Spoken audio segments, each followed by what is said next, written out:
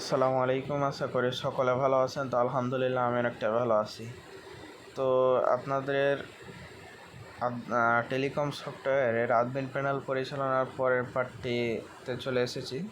তো আজকের পার্টে আপনারাকে সম্পূর্ণটা বোঝাই দিব হচ্ছে এই যে অ্যাডমিনিস্ট্রেশন সম্পর্কে। এই অ্যাডমিনিস্ট্রেশন সম্পর্কে সব কিছু বুঝাই দেবো, ঠিক আছে? তো প্রথমে আমরা অ্যাডমিনিস্ট্রেশনে যদি ক্লিক করি, সেক্ষেত্রে আপনাদের এখানে দেখাবে কি এই যে service module, rate module, deposit module, modem list, modem device, তারপর recharge block list, API setting, payment gateway system, security setting, আর হলো ডিলেটেড অ্যাকাউন্ট, ঠিক আছে? তো প্রথমেই আমরা চলে যাই সার্ভিস মডিউলে। তো প্রথমে আমরা জানি সার্ভিস মডিউলের কাজটা কী, ঠিক আছে? তো সার্ভিস মডিউলের কাজটা হচ্ছে মূলত আপনার একটা ধরেন ফ্ল্যাক্সি লোড দেবেন। এখন সর্বনিম্ন কত টাকা ফ্ল্যাক্সি লোড দিতে পারবেন? সর্বনিম্ন হচ্ছে ধরেন এখন তো বর্তমানে বাংলাদেশে 20 টাকার নিচে ফ্ল্যাক্সি লোড দেওয়া যায় না। সেক্ষেত্রে আমি ধরেন এখানে ফ্ল্যাক্সি লোডটা কী করলাম, এখানে ইডিটি গিয়ে এখানে মিনিমাম অ্যামাউন্ট দিলাম 20 টাকা এবং ম্যাক্সিমাম অ্যাকাউন্ট দিলাম ধরেন আমি 500 টাকা দিলাম। নাম্বার, মিনিমাম লেন্থ এগুলো ঠিকই থাকবে, ঠিক আছে? তারপর আমি সেভ চেঞ্জে ক্লিক করে দিলাম। এখন কি হলো আপনার, এখন হচ্ছে কি আপনার মিনিমাম সবাই 20 টাকা রিচার্জ দিতে পারবে, এর কমে কেউ রিচার্জ দিতে পারবে না। এবং ম্যাক্সিমাম দিলাম 500 টাকা, সেক্ষেত্রে আপনার 500 টাকার উপরে কেউ রিচার্জ দিতে পারবে না একসাথে, ঠিক আছে? পারবে কিন্তু একসাথে না, আপনার 2-3 বারে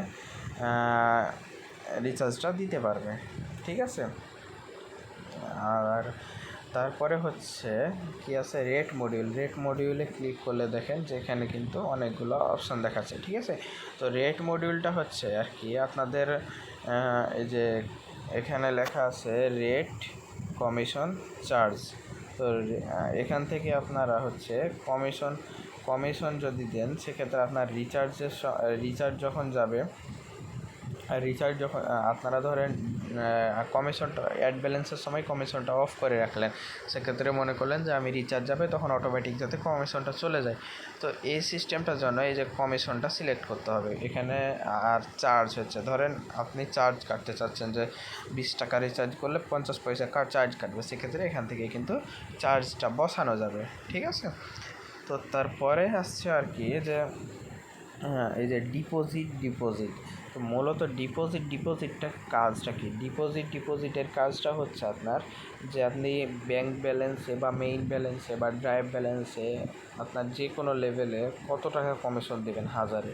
ধরেন আমি সাবাদমিনকে কমিশন দেব বিকাশে সেন্ড মানি করলে 21 টাকা। তো সেক্ষেত্রে আপনার এখানে এই যে 2.1 দেওয়া আছে, 2.0 দেওয়া আছে, অন করে দিলাম, ঠিক আছে? এখন কিন্তু সাবাদমিনে বিকাশে যদি টাকা অ্যাড মানি করে, সেক্ষেত্রে 21 টাকা মেইন ব্যালেন্সে কমিশন পাবে, ঠিক আছে? আর যদি ধরেন এই যে এখানে আমি যদি এখানে হাউসে দিই, হাউসে ধরেন 20 টাকা কমিশন পাবে, সেখানে 1.3 থেকে 2.0 করে দিলাম, এখন 20 টাকা কমিশনটা পেয়ে যাবে কাস্টমার অটোমেটিক, ঠিক আছে? তো মূলত হচ্ছে এখানে 2.0 মানে হচ্ছে 20 টাকা, 2.1 মানে হচ্ছে 21 টাকা, 1.5 মানে হচ্ছে 15 টাকা, ঠিক আছে? এরকমভাবে আর কি আপনার প্রাইসটা নির্ধারণ হয়। তো এখানে তারপরে আসছে অ্যাকাউন্ট প্রাইস। তো আমি ধরেন সাবাদমিনের অ্যাকাউন্ট প্রাইস রাখলাম 100 টাকা। তো এই অ্যাকাউন্ট প্রাইসটা কি, ধরেন আমার একটা সাবাদমিন অ্যাকাউন্ট আছে, আমি এখন ধরেন আমি এখানে হাউসে দিলাম 50 টাকা। আমি ধরেন আমার একটা সাবাদমিন অ্যাকাউন্ট আছে, এখন সাবাদমিনে আমার 500 টাকা আছে, ঠিক আছে? তো আমি আমার ফ্রেন্ডকে হাউস একটা অ্যাকাউন্ট খুলে দেবো। এখন হাউস যখন অ্যাকাউন্ট খুলে দেবো একটা, তখন একটা চার্জ কাটবে। এই যে হাউসে দিলাম 50 টাকা, তখন কিন্তু 50 টাকা কেটে নেবে অ্যাকাউন্ট চার্জ, এবং আপনার অ্যাকাউন্টে থাকবে 450 টাকা, ঠিক আছে? তারপরে আসছে এই যে সেলফ অ্যাকাউন্ট প্রাইস। তো সেলফ অ্যাকাউন্ট প্রাইস হচ্ছে সেলফ রেজিস্ট্রেশন। নিজে যখন অ্যাকাউন্ট খুলবেন, তখন যদি আপনার ধরেন আমি সাবাদমিনে দিয়ে রাখলাম 200 টাকা, এখন কিন্তু আপনার সাবাদমিন অ্যাকাউন্টের প্রাইস হয়ে গেল 200 টাকা। আমি ধরেন একটা অ্যাকাউন্ট করব তখন তখন কিন্তু ওই যে অ্যাকাউন্ট যখন ক্রিয়েট করব, এনআইডি কার্ড স্ক্যান করব, তারপর তথ্যগুলো দিয়ে যখন সাবমিট দেব, তখন কিন্তু 200 টাকায় আপনার নাম্বার দেওয়া থাকবে, অ্যাডমিন প্যানেল থেকে সেট করা যাবে। আমি এটা পরবর্তী ভিডিওতে দেখাই দেবো ইনশাল্লাহ। তো ওই নাম্বারে টাকা পাঠাইতে বলবে। যখন ওই 200 টাকা পাঠায় ট্রানজাকশান আইডি আর পিন দিয়ে সাবমিট করবেন, তখন কিন্তু আপনার অটোমেটিক অ্যাকাউন্টটা ক্রিয়েট হয়ে যাবে। বুঝতে পারছি। তারপরে হচ্ছে এখানে আছে বিকাশ ব্যাংক ব্যালেন্স। আপনি বিকাশে কত টাকা দিবেন এখান থেকে এটা বসাইতে পারবেন। ধরেন আমি এখানে 10 টাকা দেবো, তো এখানে 1.000 দিয়ে দিলাম, বা আমি দিলাম এখানে 1.5, আমি 15 টাকা দেবো ধরেন, ঠিক আছে। তো এরকমভাবে আর কি বসাইতে হবে সবগুলা। তো আপনারা নিজেদের মতো করে বসাই নিতে পারবেন। তারপর এখানে আছে এই যে ড্রাইভ ব্যালেন্সেও আপনারা কত টাকা কমিশন দেবেন এটা বসাইতে পারবেন, ঠিক আছে। তারপর সেভ দিয়ে দিলে কিন্তু এগুলো সেভ হয়ে যাবে। তারপরে আসছে কি, তারপরে আসছে আপনার মডেম লিস্ট। তো মডেম লিস্টের কাজটা কি? মডেম লিস্টের মূলত কাজ হচ্ছে, আপনার ধরেন কেউ সিম সফটওয়্যার নিলেন, সেক্ষেত্রে আপনার সিমটা সেট আপ করার ক্ষেত্রে মডেম লিস্টের প্রয়োজন হবে। তো মডেম লিস্টে আমি ধরেন একটা এই যে এখানে এই যে জিপি ধরেন আমি একটা সিম সফটওয়্যার সেট আপ করবো, সেক্ষেত্রে আপনার এখানে অ্যাকশনে ক্লিক করে এখানে কিন্তু আপনার এই যে সিম স্লটটা ঠিক রাখতে হবে। বুঝতে পারছেন?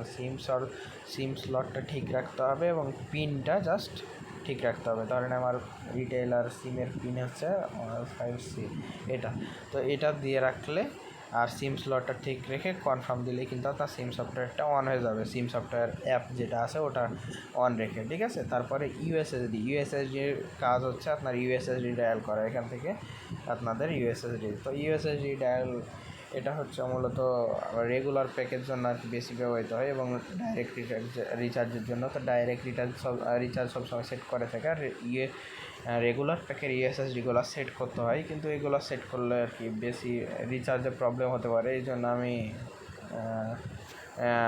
নিজে যারা সেট আপ করে তারা করে নিতে পারবেন, ঠিক আছে আর কি। তারপরে আছে এখানে দেখুন বিকাশ, নগদ, রকেট আছে। এগুলোতে আপনারা অ্যাড মানির সময় যে নাম্বারটা শো করান, নাম্বারটাতে অ্যাড মানি অন রাখবেন, ওই নাম্বারগুলো এখানে বসাইতে হবে। এই অ্যাকশানে ক্লিক করলে এই যে এখানে নাম্বারটা বসাইতে হবে, ঠিক আছে। এই যে এখানে নাম্বারটা বসাইতে হবে আর কি, এই যে এখানে নাম্বারটা বসাইতে হবে। তারপরে এই যে এখানে ব্যালেন্সটা বসাইতে হবে, ঠিক আছে। ব্যালেন্সটা একদম ঠিক বসাতে হবে। ধরেন আপনার মোবাইলে আছে, বিকাশে আছে 100 টাকা 90 পয়সা থেকে, সেক্ষেত্রে শুধু 100 টাকা বসাবেন, 90 পয়সা বসানোর দরকার নেই। তারপর এখানে সিম স্লটটা রাখবেন, সঠিক রাখবেন এবং রানিং রেখে কনফার্ম করে দেবেন, তাহলে কিন্তু হয়ে যাবে, ঠিক আছে। আর অ্যাড মানি অ্যাপটা অন রাখলে কিন্তু আপনার অ্যাড মানিটা অ্যাক্টিভ হয়ে গেল। সেখানে মডেম লিস্টের কাজটা শেষ। তারপরে আসছে আপনার এই যে মডেম ডিভাইস। তো মডেম ডিভাইসের মূলত কাজটা বর্তমানে নাই, এখানে কাজটা করা হয় না এখনও। আর হচ্ছে এই যে রিচার্জ ব্লক লিস্ট, এখান থেকে আপনারা রিচার্জ ব্লক লিস্টে গেলে দেখতে পারবেন। এখানে অ্যাড অপশানে ক্লিক করলে আপনারা ধরেন ফ্ল্যাক্সি লোডের একটা জিপি, আপনি এখানে 29 টাকার একটা রিচার্জ অ্যাড করে দিলেন। সরি, আমি আবার ঢুকতেছি।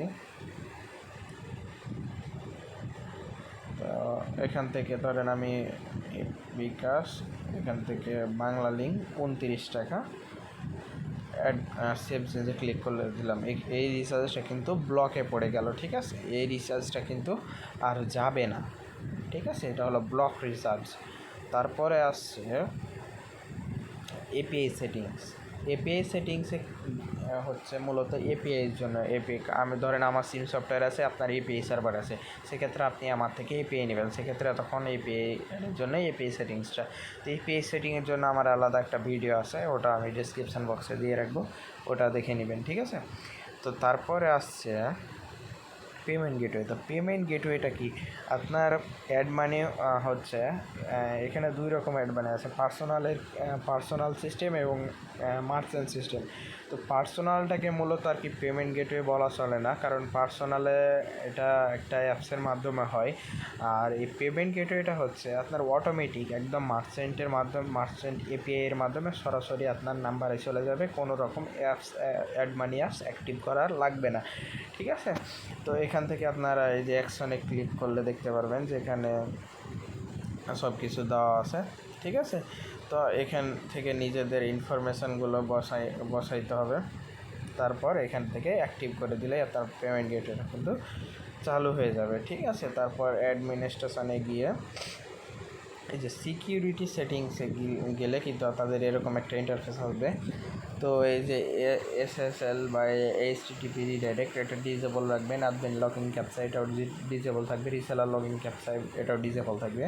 তারপর পিন এক্সপায়ার ডেট, এটা আপনারা পিন কতদিন পর এক্সপায়ার হবে এটা আপনারা সিলেক্ট করতে পারবেন। তারপর পাসওয়ার্ড এক্সপায়ার ডেট এটাও সেম, পাসওয়ার্ড স্ট্রং এটা ইয়েস করে রাখবেন সবসময়। তারপর পিন মিনিমাম লেন্থ, মানে পিনটা আপনি সর্বনিম্ন কত ইয়ার নিচে নেবেন, মানে কত সংখ্যা। ঠিক আছে, তারপর এখানে রিকোয়েস্ট ইন্টারভাল, মানে এখানে কত মিনিট পর আপনার পিনটা যাবে।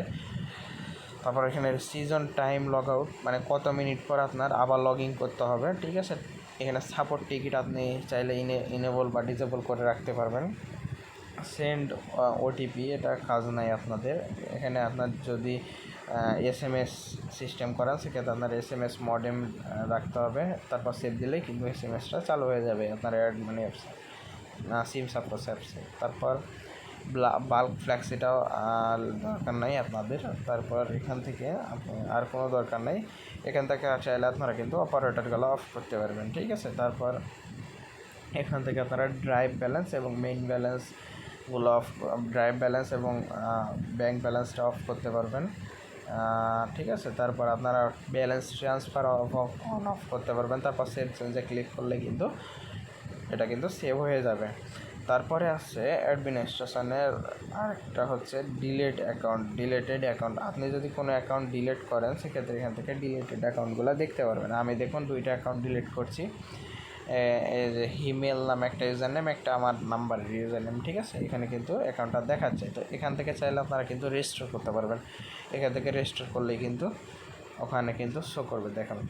এখানে কিন্তু এখন এখানে রিসেলারে ক্লিক করলেই কিন্তু এখানে কিন্তু এই যে দেখুন আমি যেটা আর কি করলাম, মানে অ্যাকাউন্টটা রেজিস্টার করলাম, এটা কিন্তু শো করছে।